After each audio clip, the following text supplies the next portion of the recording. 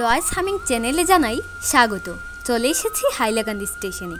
সেখানে দেখা হয়ে গেল স্কুল জীবনের বন্ধু রাজশ্রীর সাথে। তারপর টিকিট কাউন্টারে 1 ঘন্টা বসে থাকতে হলো। অনিবার্য কোনো কারণে ট্রেন অনেক লেট করলো। সাধারণত আমাদের জেলার একমাত্র এই ট্রেনটি কখনোই লেট করে না। তারপর মহারাজের এন্ট্রি হলো স্টেশনে। ট্রেনে উঠে সিট ফাঁকা ছিল বলে শান্তি পেলাম, কিন্তু শান্তির জানালা পেলাম না। যদিও শেষে মহিলা ট্রেন থেকে নেমে শান্তি দিয়েছিলেন। তারপর আর কি, পরোটা খেয়ে জীবনানন্দে সুঘ্রাণ অনুভব করতে করতে এগিয়ে চললাম গন্তব্যের দিকে। গন্তব্য হচ্ছে বদরপুর। শুনেছি ওখানে একটি সুন্দর ঝর্ণা আছে, তাই তো এই যাওয়া। তারপর বদরপুর স্টেশন এলে নেমে গেলাম ট্রেন থেকে। আমার সাথে কিন্তু কেবলমাত্র এই 3 জন নয়, 10 জন আছে। তার মধ্যে 3 জন লাজুক ছেলে, 2 জন শান্ত মেয়ে, 3 জন চঞ্চল মেয়ে আর 2 জন উড়নচণ্ডী মেয়ে। সবাই চলে গেলাম নয়নিকার ঘরে। গিয়ে দেখি ঠান্ডা ঠান্ডা লেবু শরবত আর মিষ্টি রেডি। ওহ, কি মজা! আসলে নয়নিকার ঘরে যাওয়ার কারণ হচ্ছে আমাদের দলের 2 জনের অপেক্ষা করা আর মোবাইল চার্জ দেওয়া। তো মিষ্টি খেয়ে 2 জন চলে এলে শুরু হলো আমাদের পথ হাঁটা। কিন্তু কেউই ঠিকানা জানি না, তাই কালু মশাইয়ের থেকে জেনে নিলাম গন্তব্যের ঠিকানা।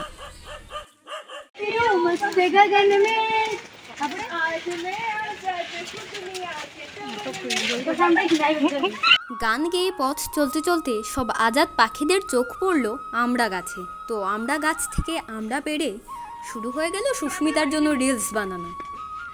আমাদের রিলস বানানো শেষ। চলুন মশাই, ঘুরে আসবেন আমাদের সাথে। কিন্তু কোথায়? ওই যে বললাম, ঝর্ণায়।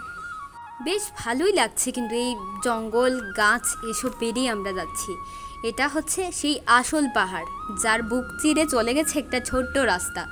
ওই রাস্তা দিয়ে আরেকটু সামনে এগিয়ে গেলেই আমাদের গন্তব্য পেয়ে যাব। জানি না সুস্মিতা কাকে টাটা দিল, কিন্তু আমি কিন্তু কাউকেই টাটা দিচ্ছি না। চলো একসাথেই ঘুরতে যাই। মাঝ রাস্তায় আমরা ড্রেসটা চেঞ্জ করে নিলাম, কারণ একটু নিচে নেমেই আমাদের শুরু হয়ে গেছে সেই ঝর্ণার পথটা। এটা কিন্তু অনেক পিচ্ছিল একটা রাস্তা ছিল। যেহেতু সবসময় জল পড়ে, তাই পিচ্ছিল তো হবেই। এই সব শেষে আমাদের নয়নিকা, যে বারবার রাস্তায় পড়ে পড়ে তারপর আমাদের সাথে গেল। তারপর বেশ কিছু দূর এগিয়ে পেয়ে গেলাম আমাদের সেই ছোট্ট ঝর্ণা। সবাই আরেকটু রিলস বানিয়ে নিলাম। তারপর ওদেরকে আমি নিচে রেখেই উপরে উঠে গেলাম, কারণ শুনেছি উপরে বড় ঝর্ণা। এখানেও পাথর বেয়ে বেয়ে উপরে ওঠা সহজ ছিল না।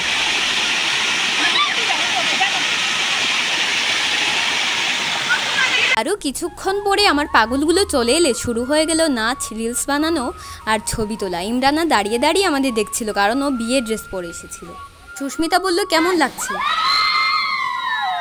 শেয়ালের মতোই আমরা উত্তর দিলাম। তারপর আর কি, শ্যাম্পু নিয়ে এসেছিলাম বলে এই লীলা কীর্তন।